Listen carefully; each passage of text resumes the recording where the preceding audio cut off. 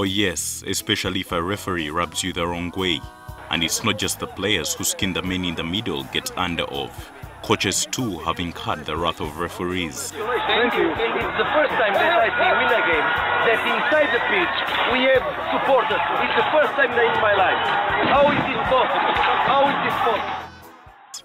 While taking up the whistle in match days is no mean feat, Ugandan referees have failed to get the people in their corner thanks to dubious decisions they make at almost free will. I was in Arua when we were playing against Doves of Arua, but the referee came from Ntege and there was no security, but he insisted the match has to go on. We played within 6 minutes.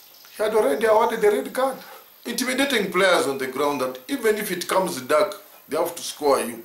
I'd like to think that perhaps these are just actual human errors. The beauty of the game sometimes, because when you benefit, like a coach, you can benefit from a mistake from a referee. You can miss, and you'll celebrate it. You will not hear a coach saying, no, don't give that goal because the referee made a mistake, so I will not take that goal. Ian Mutenda's Bright Stars has been on the receiving end of some high-profile mistakes. The mistakes have brought the reputation of the men in the middle into question.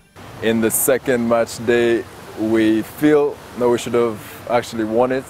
As you mentioned, Nelson was through on goal in the last second, and for whatever reason the play was stopped. So in a situation like that, you do question whether the results or the decision was influenced from outside. It's not just Mutenda that is up in arms. Mujib Kasule is the head coach of Proline FC. No, Proline has suffered bad decisions over the years throughout our existence, and we think it is because of the political environment.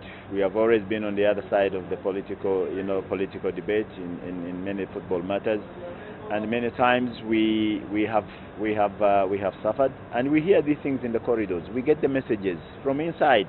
The game was between Proline and Police, and the second goal of Police was an obvious offside that he allowed.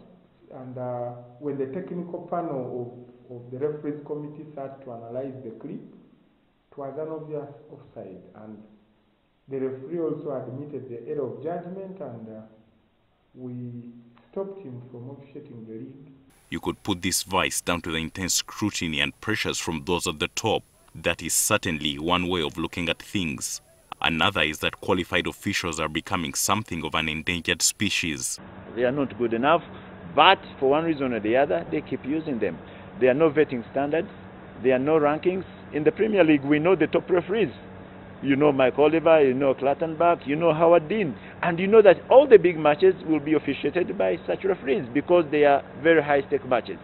But in Uganda, it's not the case. So whenever we deploy a referee, we deploy a referee's assessor who assesses the performance of this referee and gives that feedback. And when the referee is going very well, we want that referee to practice on game. Eyebrows have, however, been raised over the set of officials that are handed to particular clubs. Derrick Ntege, NTV Weekend Sport.